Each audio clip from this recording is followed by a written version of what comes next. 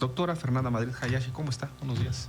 Hola, muy bien, gracias. Qué por gusto saludarla invitarme. nuevamente. ¿Cómo estás? Muchas gracias. Pues muy bien, muy animados, muy contentos de poderla recibir. Tus problemas de tráfico, ¿verdad?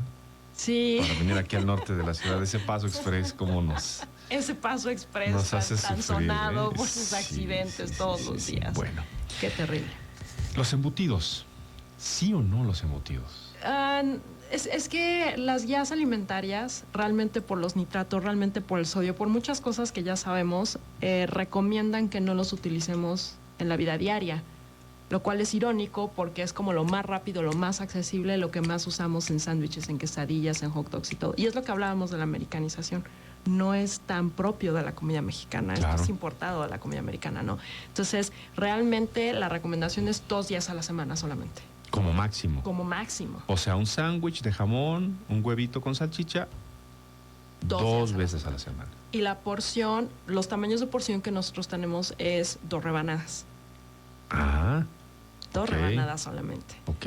Entonces, si ya comimos 3 sándwiches, 4 sándwiches y le pusimos 5 rebanadas, ya nos disparamos de entrada en el sodio. Aquí tengo una tablita que me di a la tarea de hacer, más o menos con la información nutrimental de todos, y sí, se desbarran en el sodio. Es lo que más tienen prácticamente todos los embutidos. Jamón, salchicha, decía yo, mortadela, queso de puerco. En general, el embutido hay... No, lo que más sodio tiene es el jamón. Y yo creo que en segundo lugar la salchicha. Por ejemplo, aquí tengo una marca que me gustaría destacar. La que más sodio tiene de las que vi en mercado. Hablo Swan, hablo Chimex, hablo Food, Savory. Efectivamente, la Profoco hizo un estudio desde el 2010. Y el jamón Savory es el que menos sodio tiene en el mercado. Esto es cierto, sigue manteniéndose hasta ahorita. El que más sodio tiene con 1074 gramos por cada 100 gramos de jamón es Swan Premium. ¡Qué barbaridad! Pechuga. Premium. Pues es la que andamos buscando porque tiene supuestamente mejor calidad. Y ojo, esto lo vi ayer. El que menos sodio tiene es el jamón cocido de Aurrera. No es posible. Sí. Aquí tengo el dato, tiene 207 gramos de sodio por cada rebanada. ¿Qué significa? A ver, es una locura esto. ¿Qué significa en una rebanada de jamón 1000 gramos de sodio? Es que es muchísimo porque la ingesta diaria recomendada es de 1.2 a 1.5 gramos. O sea, si tiene 1000 miligramos de sodio, 1000 miligramos de sodio es como 1 gramo, y la ingesta diaria recomendada en todo el día es de 1.2 gramos. O sea, prácticamente con tus 2 rebanadas de jamón Swan Premium, ya tienes casi toda tu ingesta de sodio del día. Entonces ya todo lo que le agregues con sodio ya te fuiste para arriba. A ver, un sándwich con pan de caja, con un montón de sodio, que pensábamos que nada más tenía, bueno, yo pensaba que solamente tenía azúcar. No, tiene mucho sodio como conservador. 2 rebanadas de jamón. ¿Cómo cuánto me ando echando de 3 gramos, 4 gramos de azúcar? 2 gramos, ya es el límite superior. O sea, en nutrición tenemos ingesta diaria recomendada, que es más o menos lo que se recomienda para el promedio de la población, y luego el límite superior. El límite superior es lo máximo que debes de consumir, por arriba del cual causa enfermedad. Entonces, el límite superior para sodio es de 2.2 gramos. Entonces, si tiene, esto es por 100 gramos, el jamón Swan Premium, más o menos son como 2 rebanadas. 1 gramo, si comes 4 rebanadas, ya estás en tu límite superior de sodio. O sea, ya estás comiendo prácticamente todo el sodio que deberías de comer en el día. ¿Y qué efecto tiene en mi cuerpo esa cantidad de sodio diaria? Lo que sí sabemos es que por arriba del límite superior sí se asocia hipertensión arterial. O sea, sí sube un poco la presión arterial. No quiero decir, y quiero dejar bien en claro, que el exceso de sodio es el causante. La hipertensión arterial es multifactorial, ¿no? O sea, tiene que ver la obesidad, tiene que ver la función renal, tiene que ver aterosclerosis, pero la ingesta excesiva de sodio sí hay una asociación, inclusive en estudios poblacionales, con mayor cifra de presión arterial. O sea, sí sube un poco la presión arterial.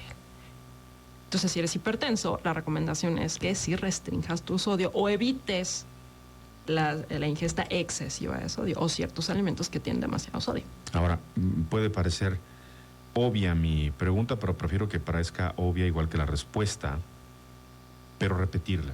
¿Qué significa tener hipertensión arterial? Significa muchas cosas. Primero, que la presión arterial está por arriba de los rangos aceptados. Las guías de 2024 dicen que presión normal alta es hasta 130/90. Mínimo 110/70, máximo 130/90. De ahí para arriba ya empezamos estadio 1, 2 y 3 de hipertensión arterial.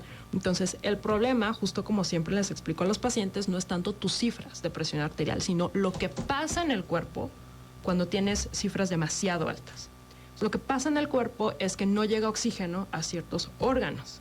Y hay órganos que son muy sensibles a la falta de oxígeno. El cerebro es el más sensible a la falta de oxígeno. Entonces, cuando sube la presión arterial, las arterias se cierran. El cerebro no se está oxigenando, la retina no se está oxigenando, el riñón no se está oxigenando. Y si esas cifras se mantienen sostenidamente altas por un periodo largo de tiempo, hablamos de años, hablamos de al menos una década, causamos daño a órgano blanco, es decir, retinopatía hipertensiva, la gente se queda ciega, nefropatía hipertensiva, la gente tiene falla renal, y una muy importante que casi no se hace publicidad es la enfermedad cerebrovascular, ya sea un infarto, ya sea un derrame o enfermedad por microinfarto, que son mini infartitos en todo el cerebro, así chiquititos, que cuando ya se hacen mucho, se hace o se traduce clínicamente como demencia multiinfarto, que es la segunda causa más común de demencia después de demencia por Alzheimer. ¿Qué es perder la conexión con la realidad? ¿La memoria a corto plazo, a largo plazo? Empiezan con pérdida de memoria a corto plazo, empiezan con esto que se llama afasia, no pueden hablar, o se les olvidan las palabras, que es el primer dato de deterioro cognitivo. Ay, ¿cómo se decía el de la de esta? Que parece cómico, ¿no? Parece común, a todos nos pasa, pero sobre todo en el adulto mayor, él empieza a pasar más. O sea, palabras que antes sí usaban, ya no pueden usar, ya no se acuerdan de la palabra. ¿Y si le está pasando solamente al adulto mayor o nos está empezando a pasar a los que no somos tan adultos mayores y vamos para allá? Tan adultos, nos empieza a pasar, y después de COVID se vio más en jóvenes. Sí hay una alteración post-COVID en jóvenes de afasia, de pérdida de memoria a corto plazo, está muy bien documentada, y algo que tampoco se dijo de COVID, lo vimos mucho en el paciente obeso, lo vimos más evidente en el paciente obeso, es que el COVID inflama las arterias. Entonces, algo que a lo mejor le iba a pasar a un paciente en 10 años, le pasó en 6 meses. Se detonó. Se detonó, ¿sí? Los pacientes obesos con síndrome metabólico con COVID se infartaron, se trombosaron, les dieron accidentes cerebrovasculares, porque ya hay un daño en sus arterias. La obesidad es una inflamación crónica de bajo grado. Entonces, las arterias, cuando se inflaman, lo que hace es que se activa la cascada de coagulación. Se van tapando, se hacen microcoágulos. Bueno, lo que hizo el COVID es que si este paciente se iba a infartar en 10 años, se infartó en 2 semanas. Porque había baja de oxígeno, aumentaba la presión arterial, se inflamaba la arteria y se empezaron a causar microinfartitos. La pérdida de olfato por COVID es por un microinfarto en el área olfatoria cerebral. Por eso muchos pacientes nunca recuperaron el olfato. ¿Se infartó esa parte? ¿Se murió? Se murió. En clínica pedíamos dímero D, que es un reactante de coagulación. O sea, si está muy elevado, nos dice que está haciendo hipercoagulación, y anticoagulábamos a los pacientes con dímero D elevado. A ver, déjeme hacer un repaso, doctora, porque es mucha información. Voy a hacer un repaso. Ingesta diaria recomendada de embutido, cualquiera que sea, preferentemente jabón, 2 veces a la semana. Y 2 rebanadas. 2 rebanadas en cada servida, digamos. Sí. No más. No más. Salchicha, 2 salchichas. Una pieza. Una salchicha. Una pieza. Uy. Salami tenemos más chances. Salami, la porción es de 6 rebanadas. Ok. El salami No, es pues es una rebanada de pizza. Exactamente. Sí, es muy Pero como poquito. mínimo, y además es la más barata, ¿no? La de salami con Salchicha viana, la chiquita, son 3 piezas la porción. 3 piezas, que es la chiquita. De la chiquita, de la coctelera. La coctelera. Exactamente. Y una pieza grande de hot dog, una. Son 800 miligramos de sodio. O sea, una sentada de hot dogs con 2 hot dogs y papas a la francesa ya es una bomba aquello. Y refresco ya es una bomba de sodio. Uy. Bueno, entonces, esas son las ingestas máximas, no mínimas, máximas recomendadas. Sí. Y si esto está siendo la alternativa de alimentación, digamos, para un niño que se va hoy a la escuela, a nivel básico, y la mamá se levanta temprano, pues a hacer la torta, con el jamón o con el queso de puerco. ¿Usted sabe de qué está hecho el queso de puerco? El queso de puerco también es un embutido. Es un embutido también, bueno, no sé, pero Sí, aquí lo... me llama la atención que sea tan económico. Es que es muy económico Sí, frente al jamón, frente... Y es de los que menos sodio tiene. Aquí lo tengo en el sistema de equivalentes mexicanos, que es como una tabla con todas los valores nutricionales en promedio de todos los alimentos que hay en el mercado en México. Entonces, por ejemplo, aquí lo estoy viendo, 20 gramos de queso de puerco equivalen a 75 kilocalorías y tiene 0 miligramos de sodio. Entonces, preferible el queso de puerco que el jamón premium. Mira nada más. Fíjate nada más. Bueno, antes de ir a la pausa, ¿qué es la fécula y qué impacto tiene? Bueno, depende de qué me estés preguntando, fécula, ¿no? Si fécula de maíz, maicena. Fécula de maíz, ¿qué es lo que le añade? Bueno, leído aquí en el estudio de calidad de Profeco, que es una cosa que le añaden, y dice el estudio de calidad, para que retenga agua en el proceso y se conserve mejor. Lo que pasa es que las féculas lo que hacen es que si tú le agregas agua, hacen como un gel, como una gelatina. Entonces le dan mucha consistencia. Ajá, o sea, la salchicha, esa consistencia así como squishy. Esponjosita. Esponjosita es por la fécula. Entonces eso hace que tenga más volumen y que tú tengas que añadir menos carne. Ajá. Y la otra cosa que también hay que destacar es que todos los productos, hasta los premium, tienen proteína de soya. O sea, no es carne, es soya en X cantidad, más la carne, más la fécula. ¿Y la soya nos hace bien? La soya en exceso no está recomendada en pacientes que tienen enfermedad tiroidea. Bien. O sea, sería una indicación más. Si hay gente escuchándonos que tiene enfermedad tiroidea, sí deberían de controlar su consumo de embutidos. Muchas gracias por estar en la sintonía. Estamos transmitiendo a través del 102.9, 90.9, 100.5, cobertura estatal y regional. Saludos al Estado de México, saludos al Estado de Guerrero. Parte del Estado de Puebla también nos escuchan. Gracias. 777-243-6201 y 02. 777-350-8921 es el WhatsApp. Saludos también a quienes nos escuchan a través de streaming. Nos están pidiendo, ayer veía varios comentarios en redes sociales, nos sugieren, bueno, vamos a trabajar en ello. Están los compañeros de redes sociales, Daniel y su equipo, que no son muchos, más bien son bastante poquitos. Entonces tienen mucho trabajo, pero nos sugieren una aplicación, ¿no? Una aplicación en la que puedan estar ahí todas las frecuencias.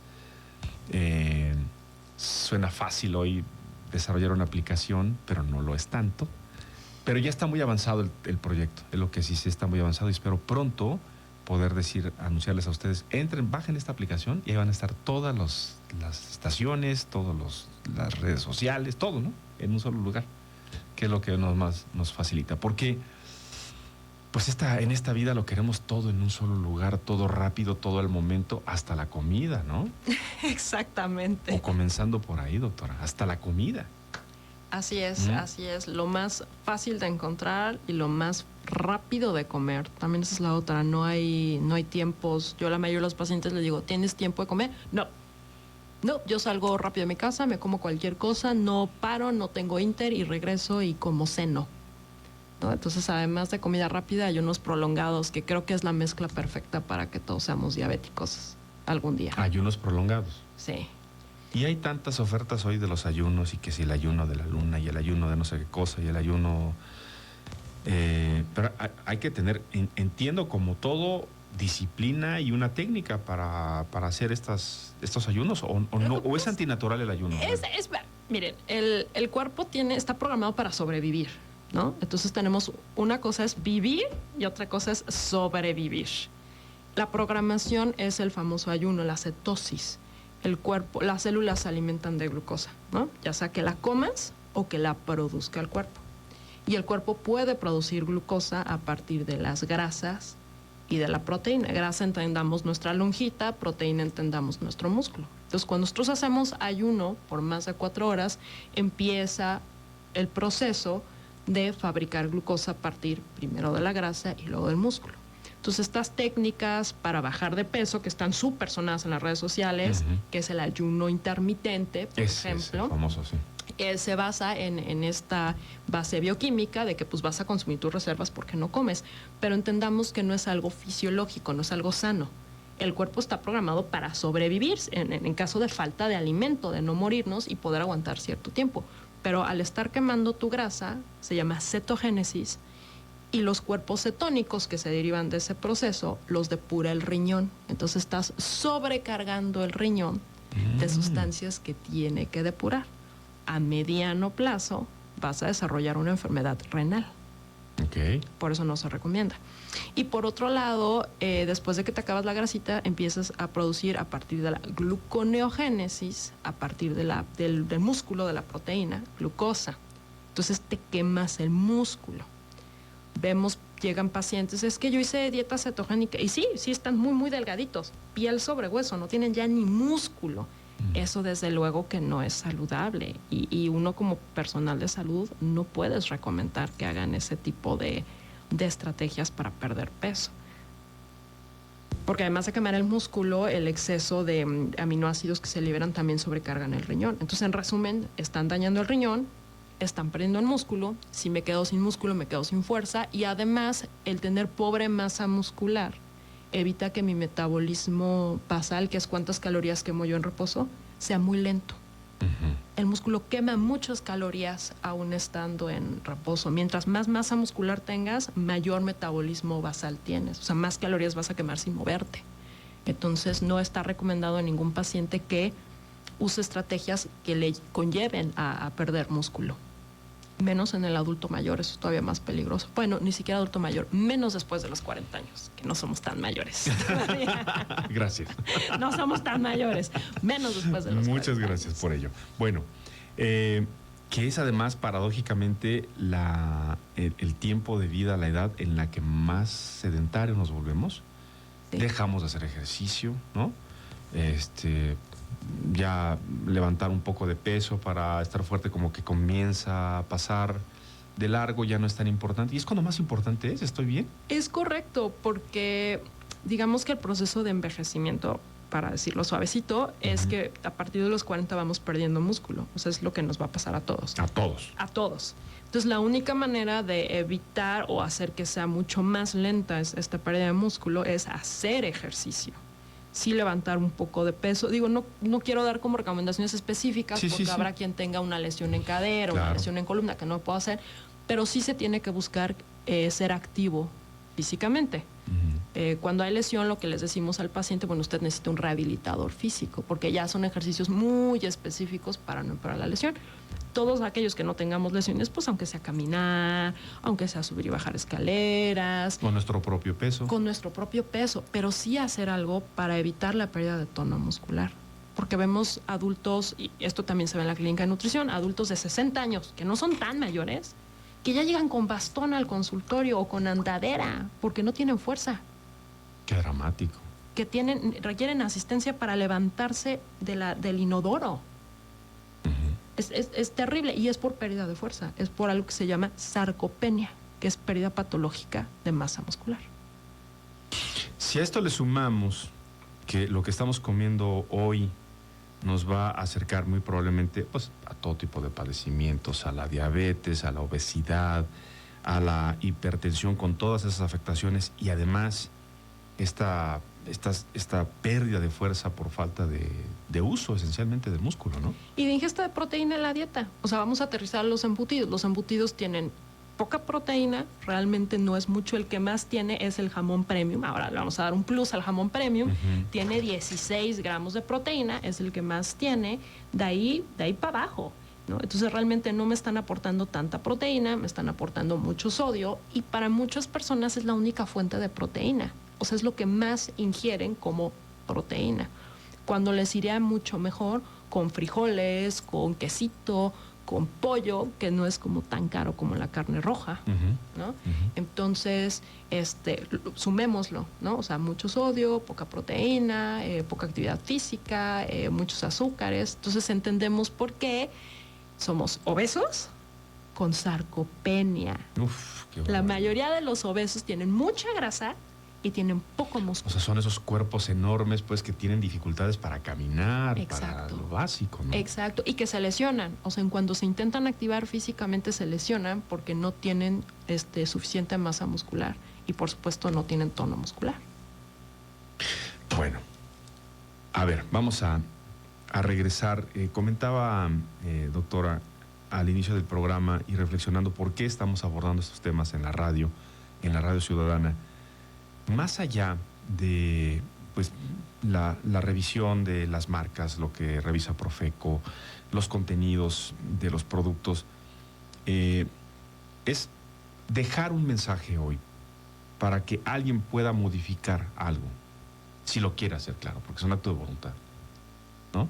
Claro. O sea, no ir a Claro. ver al nutriólogo me va a arreglar el problema. Si no quiero y no lo hago, Exacto, exacto. ¿le pasa mucho eso? Gente que la va a ver y que... Sí, yo siempre hablo con los pacientes, a veces me los traen a fuerza y le digo no, porque la persona tiene que querer hacer un cambio en su vida, ¿no? Y al final del día el cambio en estilo de vida es un cambio de vida, implica que a lo mejor se va a levantar más temprano para prepararse el lunch, implica Hay que levantarse va más temprano. va a ir a comprar de una manera diferente, con otra conciencia, ¿no? Entonces, tiene que ser voluntario. O sea, tengo primero que querer hacerlo y ya después buscaré quién o quiénes me van a apoyar para poder hacer estos cambios de estilo de vida. Para quienes están hoy en la idea de sí querer hacer un cambio, porque les ha comenzado a preocupar su salud, o han visto en redes sociales, o han escuchado este programa, o cualquier otro programa, que dice, atención con lo que estás comiendo, cuidado con lo que le estás dando a tus hijos. ¿Cómo podríamos dibujar? Hablemos del desayuno, no con lo demás, del desayuno nada más. Un buen desayuno. ¿Cómo arrancar el día? Ok, arrancar el día voy a retomar lo de fruta porque es azúcar rápida, entonces te despierta. Bien. No tengo temas con los bebedores de café, adelante con el café, no tengo tema, el que quieran, el que puedan.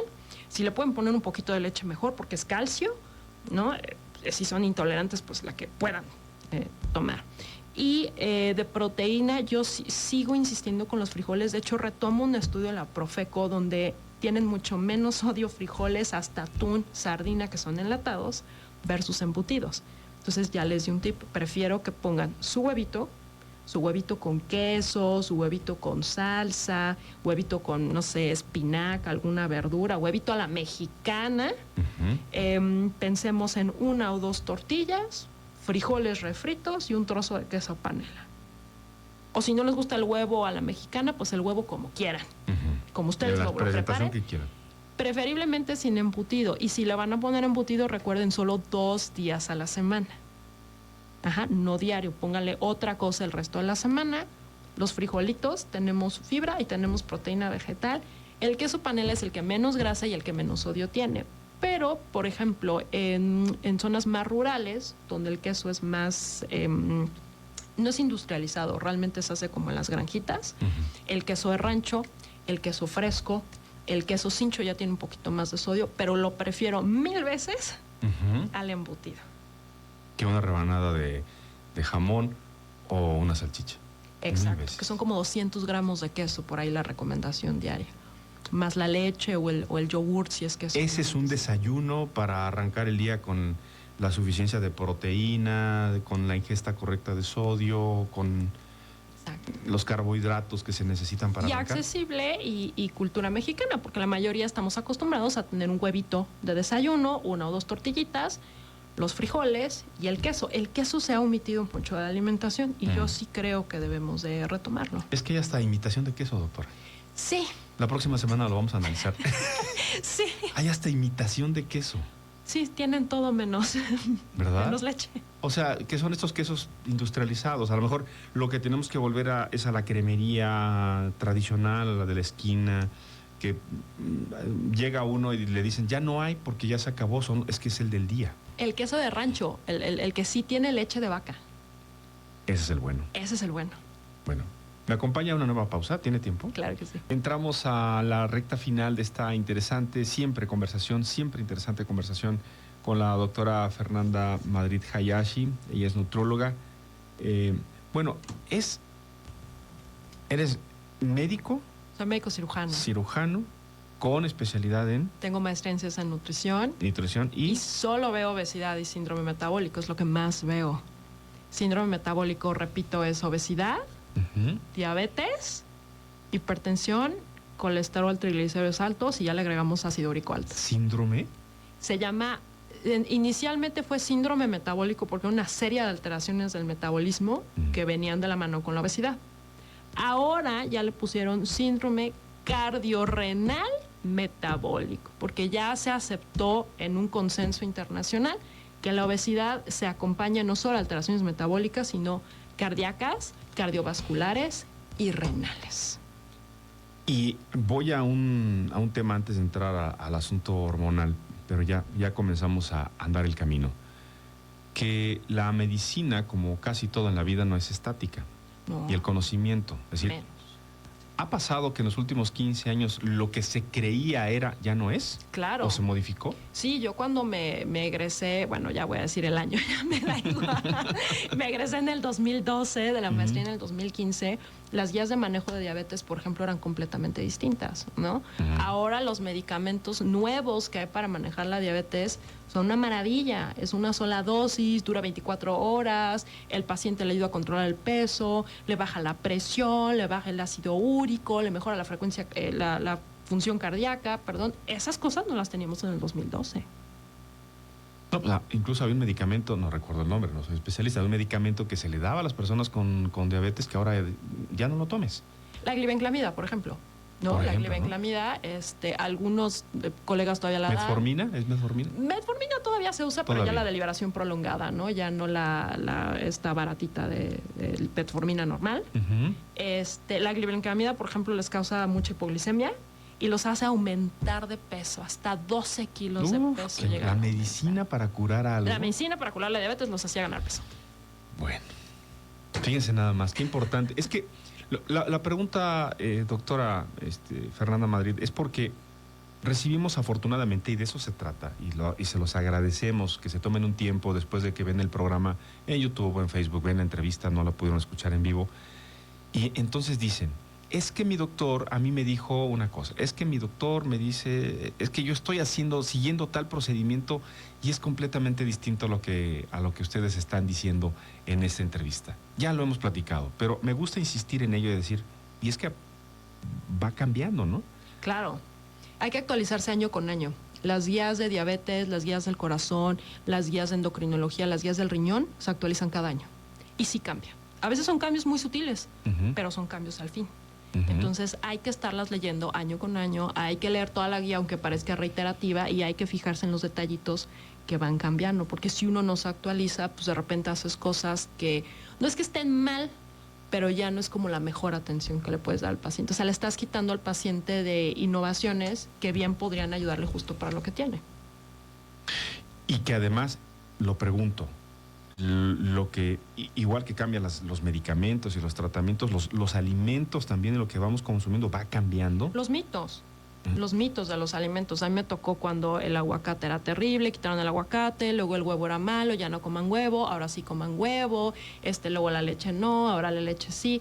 Y son modas porque también hay una inercia como mercadológica. Otra cosa que quiero hacer mencionar es que las recomendaciones en nutrición nos vamos con pies de plomo, porque hay que hacer estudios en población y es difícil y es caro. Entonces, hasta que no salga esa evidencia, el leer por ejemplo, un ensayo clínico con 25 pacientes que les dieron de comer esto y pasó esto, no es suficiente porque esos 25 pacientes tenían características de edad, de peso, de raza muy específicas. Entonces, 25 pacientes no es suficiente para extrapolar a una población. Necesitamos esperar a que los encargados de hacer los estudios poblacionales, que normalmente es Instituto Nacional de Salud Pública en México, nos den la evidencia, casi siempre es la ENSANUD, que es la Encuesta Nacional de Salud y Nutrición, de qué es lo que van encontrando, cómo va cambiando este fenómeno en nuestra población mexicana, que tenemos características muy distintas a la población en Estados Unidos, por ejemplo, ¿no? O en Holanda o en Dinamarca. Entonces tenemos que basarnos en evidencia en población mexicana y en muestras grandes para que podamos decir esto representa mi población. Entonces, ¿qué veo? Mucha gente y me dicen, yo leí un artículo. Ajá, ¿de dónde? ¿No? Primero, ¿de dónde lo sacaste? ¿Cuál es el rigor científico? ¿Qué tan bien hecho estaba? Y luego, ¿con cuántas personas? No, pues con 50. ¿Y en dónde? No, es que la dieta mediterránea... ¿Vives en Grecia? No, entonces... O sea, eso no aplica a nosotros, ¿no? Claro, o sea, claro. a los griegos les sirve, pero eso no aplica a nosotros. Entonces, hay que tener mucho cuidado cuando leemos artículos si realmente puede aplicar a nuestra población. Ese es el parámetro, digamos, de referencia. Exactamente. Sí, nosotros tenemos características muy específicas, ¿no? Entonces, por eso es que también no hay tantos estudios, ¿no? Es caro, es difícil hacerlo. Para que se den una idea, una muestra poblacional, para poder decir yo puedo extrapolar a todo el país, son al menos 250,000 sujetos. Entonces, cuando me dicen que tiene un ensayo clínico con 15, digo, no, pues no. Pues no. No, pues no, habrá No que es ver. ni una muestra, pues. No o es ni sea, una muestra, Sí, sí. ¿no? Y eso es más o menos para un tamaño como el país de México. Los mexicanos heredamos, por ejemplo, temas de sobrepeso. Sí tenemos ¿Sí se hereda? sí tenemos cierto metabolismo. Por ejemplo, la genética mexicana, tenemos una alteración en el hígado, donde el hígado produce el colesterol. Produce el colesterol malo, el LDL, que tapa arterias, tiene poco colesterol bueno y tiende a fabricar también triglicéridos. Muy de los mexicanos. Muy de los mexicanos. ¿Por? Es una alteración genética que se asocia a nuestra herencia más bien hispana. ¿De verdad? Sí. Sí. O sea, es parte de lo que nos dejó la conquista española. Sí. Anda. Sí, y muchos pacientes, y de verdad esto es algo que pasa, a lo mejor alguien que nos está escuchando le ha pasado, son delgados, son fitness, hacen ejercicio y llegan con su perfil de lípidos con 600 de triglicéridos y dicen, Híjole. pero yo como sano. Sí, tu hígado lo fabrica. Y corre por familias. Entonces, si tienen un familiar, primos, tíos, hermanos con colesterol alto, que se han infartado, que han tenido accidentes cerebrovasculares, chéquense cada año perfil de lípidos, porque aunque ustedes tengan buena alimentación y ejercicio, puede ser que el hígado lo esté fabricando y ahí sí o sí ocupan medicamentos. Fíjense nada más qué interesante. O sea, lo traemos desde, pues parte son los saldos que todavía tiene esta mezcla que hubo, ¿no? De la conquista española, que mucho defienden, ¿no? Los pueblos originales que dicen, reclaman, ¿no? Que los españoles trajeron enfermedades, cosas, bueno, en una conquista hay de todo. Claro. Cosas muy malas y cosas buenas. Entre esta la parte de la predisposición genética. Entonces, esta mezcla nos llevó a que en nuestro hígado, la de los mexicanos, la mayoría produzca colesterol malo. Colesterol malo. Por decirle colesterol malo. Sí, ¿no? sí, vamos a llamar colesterol malo y eso hace que nos infartemos más jóvenes. A los 50 años nos empezamos a infartar. Ya, porque no necesariamente hay que estar obeso ni tener, digamos, ciertas características físicas para infartarse. No, sí, por eso hay inclusive jóvenes que se infartan. Cada vez más, doctora. Cada vez más. Entonces, realmente la recomendación ya no es como a partir de los 50, no. A cualquier edad, háganse su perfil de lípidos. Sobre todo si en familia tenemos ya varios familiares que tienen colesterol alto, triglicéridos altos y que se están infartando en edades tempranas. O sea, si alguien se infarta a los 70, 80 años, perdón, pero es algo esperado.